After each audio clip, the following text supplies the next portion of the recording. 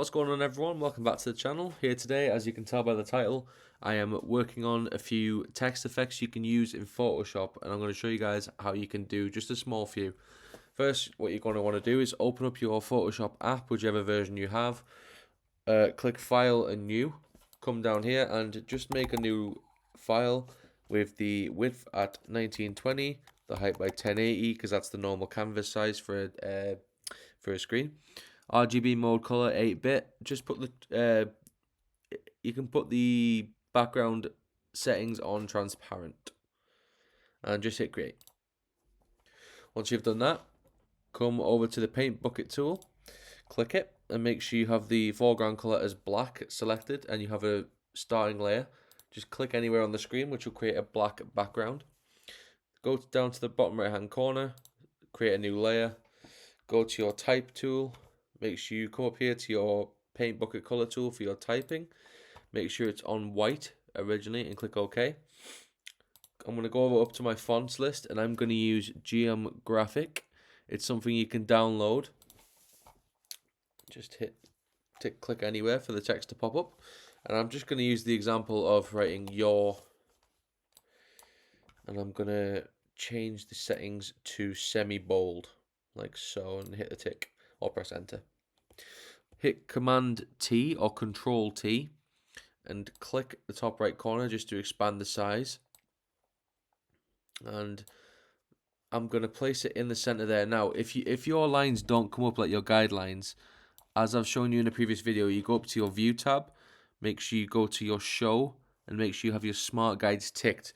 And what that's going to allow you to do is any layer that you click on, any layer you hit Control T on, it's going to bring up the options for your layer, and obviously you can maneuver it wherever you like. And these smart guides snap everything into place for you.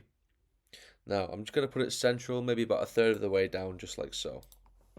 I'm going to hit I'm going to hit Command or Control J to duplicate the layer. I'm going to click and drag over it while still having my type tool selected, and I'm just going to write your name. Well, I'm just going to put name. Hit Command T as well to bring up the options. Click just to have it in line like so, but a little bit further down. Click, hold Shift to drag it in proportion and drag it up to about there. Now, an easy way to change the color on this without having to actually add a effect to it is you can just make sure you have your type tool selected. Click and drag over the layer that you have selected. Go up to the color tool, and I'm just going to use this nice bright green, just like so. So let's say you had 00FF2A as your color key, and hit OK. Now, an important thing to do for this is what I'm going to do. It might seem a little bit odd, but I'll explain it as we go through.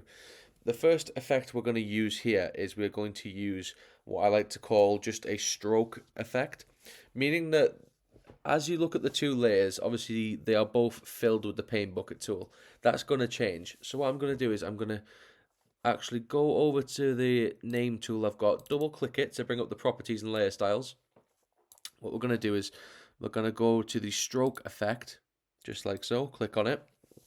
Make sure your position is inside your blending mode as normal. Come to the color bucket tool and just use the eyedropper tool to click the green inside of your layer. Now, you'll notice the stroke disappears. This will all become quite simple in a moment. Just hit OK, and what you're going to do is drop the stroke to maybe about 5. It doesn't really matter for now, just hit OK. Now, in order to make this effect real, it's very, very simple. All you have to do is come over to the fill option here and just go from 100%, click and drag down to 0. And what you guys will see is the stroke effect remains, meaning that if you were to put anything behind this layer that's transparent, it will actually still go behind. And what you guys can do is, in order to maneuver these, because they're now in line, well, I'll click and drag and see if they're in line. Yes, as you guys can see, they're both in line. What I'm going to do is I'm going to click on one layer. I'm going to hit Command or Control, click the second layer. I'm going to hit Control and G to make a group. What I'm going to do is just double click alongside the text on the actual layer, and I'm going to just put text layer. And even if you want to, you can just right click on it, come down to the bottom here, and you can just use a color code to let you know that that's your tool. Now, you have this, and because you've made it a group, everything you do now when you affect the layer will move both layers simultaneously because it's been grouped together. So if you were to hit Control and T, obviously to bring up the options, you can make it bigger, you can move it, you know, and there you go. It's a very straightforward process. If you have any problems, just honestly feel free just to drop a comment down below, and I'll show you guys something quickly before we move on to the second layer style. Is if you want to go to your original background layer, and even if you didn't want to get rid of the background, let's say you just wanted this as almost like a cinematic title, or you know, like just something to promote work, you could just click a new layer in between the two, go to the color brush, the paint bucket tool, so have the white color selected, go up to your flow and make sure it's on about maybe 35%, I think, yeah. Come up above this actual artboard and click just on this size drop down and click make the brush size a little bit bigger, probably about 500 maybe. Yeah, that's fine. And if you want to make the brush even bigger, you can use your square brackets on your keyboard just to about here, and make sure you guys have the layer selected and just click 3 or 4 times just above, and do the same thing. Just scroll down beneath as close to central as you can and just click again about 3 or 4 times, and as you guys will notice, it stands out very well. It's almost like you can do anything for advertising using this. If you wanted to extend the actual backing light, if you weren't completely happy with it, hit Command T, click, hold Alt Shift and drag out just like so, and you can even move it along until it snaps into the center like so. And once you've done that, you're almost good to go. If you want to add a nice glow, you guys can click the link in my description below and you'll find out how I do this glow effect. I'm just going to do it very quickly here, just so that you guys can get a see of what it looks like. So we're going to go up to the color tool, select a nice green like so, click on the layer, hit Command or Control I to invert the mask. Make sure you have a white and black foreground and background selected. Go up to your flow on your brush tool, make sure it's down at about 2 or 3%, maybe 2 will be good. And again, just zoom in by holding Alt or Option and using your mouse. And what we're going to do is just going to click a few times, just see it like so. And we're going to hold the space bar and click and drag if you want to move your perspective around while you're zoomed in. And just click a few times around the edges, just adds a nice little glow effect. As you guys can see, it's quite subtle. And you can do another one, just go up to your solid color tool, click a white this time because we want to impact the white layering. Click on your actual layer mask, hold Command or Control I to invert your layer mask, and because you have a white ground selected, just click a few times up here just around the text, nice and close together. Brush size about 500 or 600, nothing too major, and you guys will notice that when you zoom out now, you have a nice glow effect and you have the stroke effect for your first layer option. Let me know what you guys thought of this one in the comment section. We'll move on to step 2 right away. Okay, for the second text layer effect, I'm going to create a new document. Same presets with the 1920 width, 1080 height, 72 resolution, 8-bit RGB color, transparent background. Just hit create. What we're going to do is do the same thing, come to the paint bucket tool, select your color scheme, go down to the black, make sure you click and just create a new layer.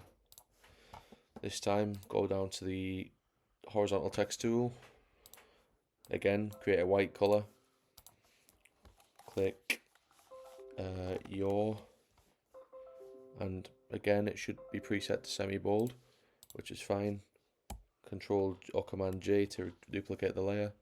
Click and highlight, type out name, like so. And what we're going to do is we're going to bring the layer down, just so it's just below. Use your arrow keys to just adjust the difference. And what we're going to do is click and drag over the layer. We're going to click and again come back to a similar green color, just a light green, because it stands out well on a black background.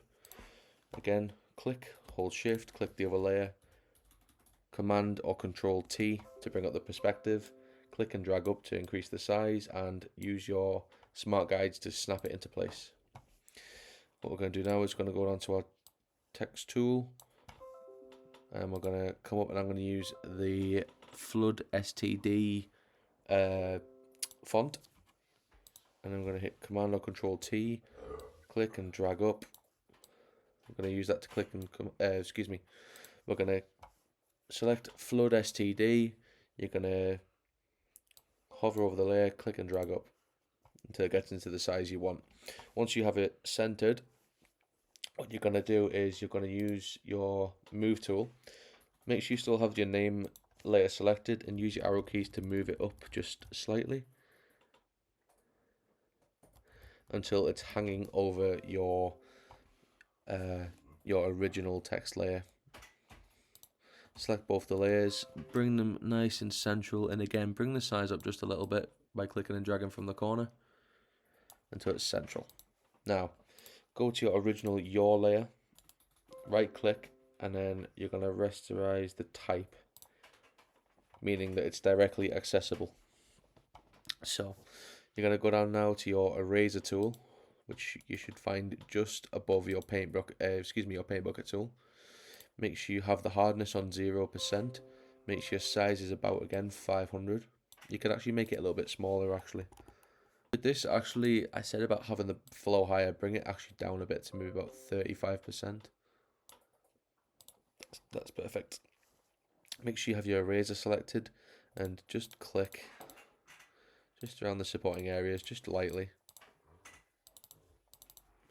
And press your space bar and click and drag just overneath, and again come as close as you can to the layer.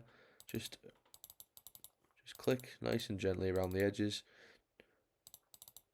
just like so, because it's going to become like overshadowing effect, meaning that you have a slightly darker color on the bottom of your first layer text, and as you guys can see, it blends in together very, very well. And what we're going to do now is again just hit click one layer, hit Command. Once you're happy with everything, Command click the second layer, Control or Command G to group the layers.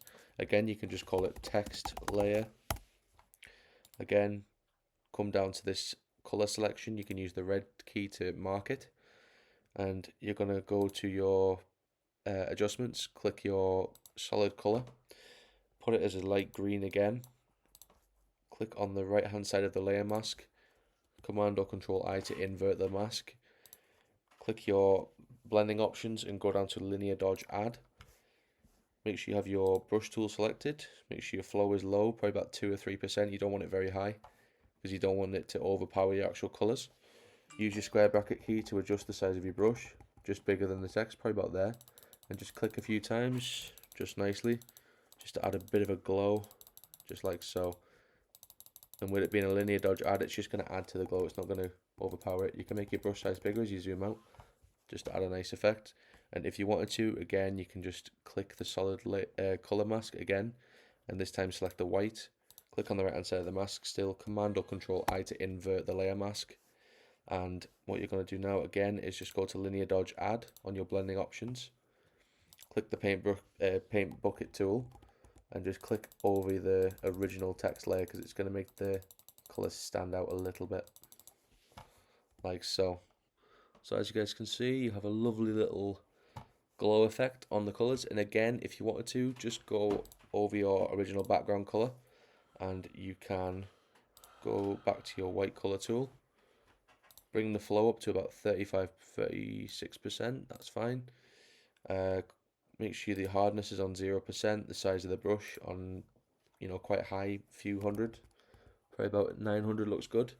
And just click just above your actual layer, and then go to the bottom again and click the same again, just a few times, like so.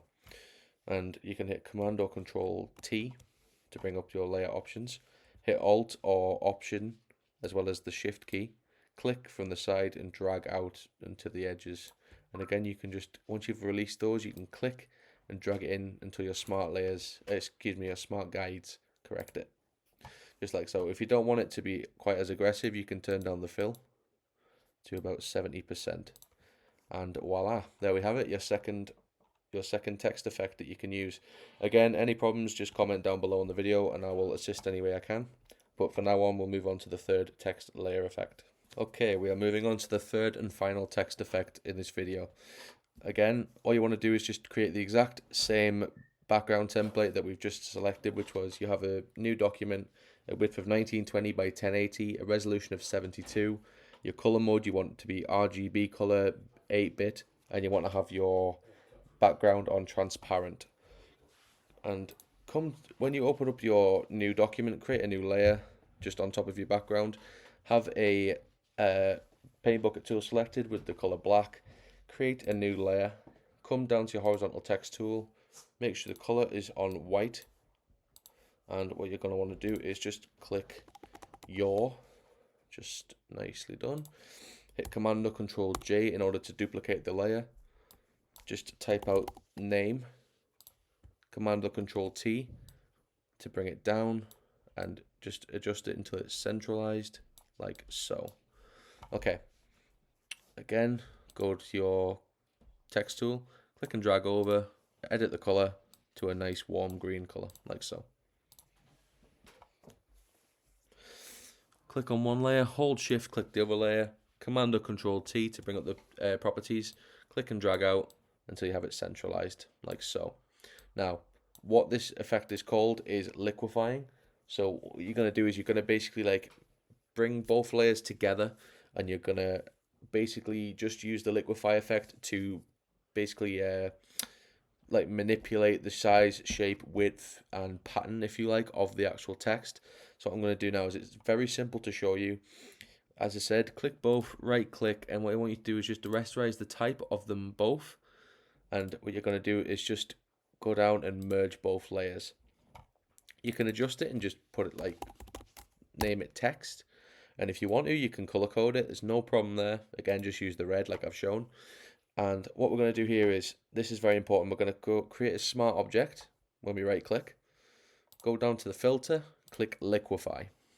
Now, you guys can zoom in here and it gives you a better understanding. So what you can do is, use your square bracket keys to just adjust the manipulation harshness, or what kind of shape you want, what size, pressures, densities you want to use, all that. I've just gone with the default settings, and what you guys can do is just click a specific area of the text and drag it up how you'd like to see it fit and merge together. Because the two layers are together, they're not going to interfere with each other, just as something you can, you know, whatever you think is worth it, whatever you think you want to do with it. Just like so. So let's say I wanted it to be like this, okay? I'm going to click OK, and as you guys can see, you've got a nice, almost like graffiti type effect. It's all mixed in together. It's all quite liquidy. Do you know what I mean? It's not quite as strict and straight anymore.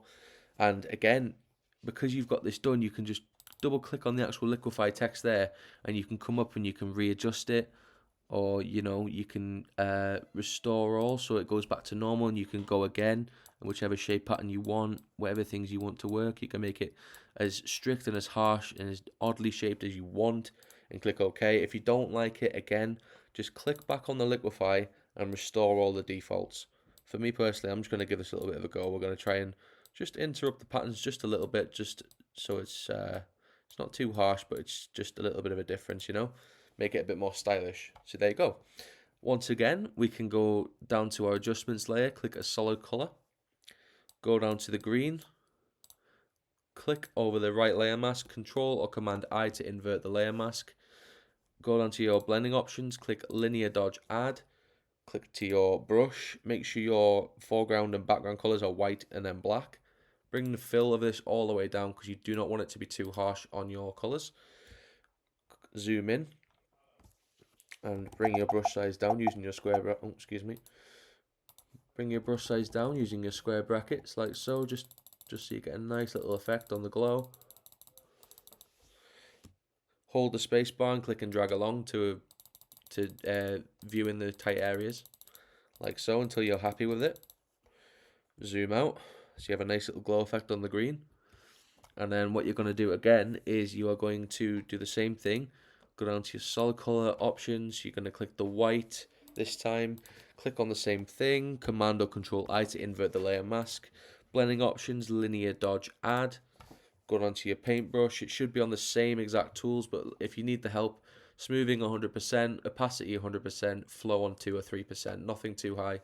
And on this one, because it's the white color, just click a few times and oops, excuse me, and just keep adjusting your brush size to what you think works, like so. So you've got like a nice little glow effect you can use. I did forget to mention, and I'll mention it now, if you guys didn't want to just use this for like something on a black logo, let's say you wanted to get rid of it, all you have to do is come down to your very bottom layer, click the eyelid just to remove it, so you actually have the text like so. And if you wanted to export it, you'll go to File, Export, Save for Web Legacy, and what you're going to want to do is very carefully just click the drop down menu where you have the JPEG and save the file as a PNG 24. And as you guys will notice, once it updates, the background disappears, but you keep the actual effect.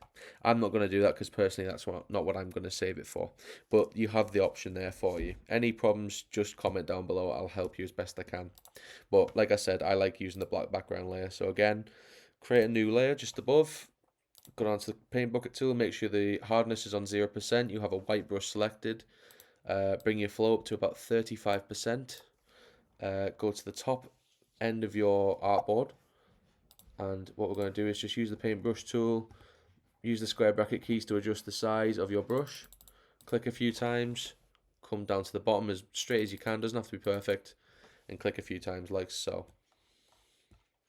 And what you're going to do is Command or Control T to bring up the adjustments, hold Alt or Option plus the Shift key, click and drag out, and just click and drag until it's central like so. And there you go, guys, you have 3 different text layer effects that are all very simple to do, but they're so good as well because you can do so many different options with them. You know, you can export them to different pieces of your work. They're all very useful. If you enjoyed the video, please leave a like and subscribe to the channel. I've had a lot of support lately, so I thank you all for that. And I'll see you guys in the next video. Take care, have a nice day, and thank you very much.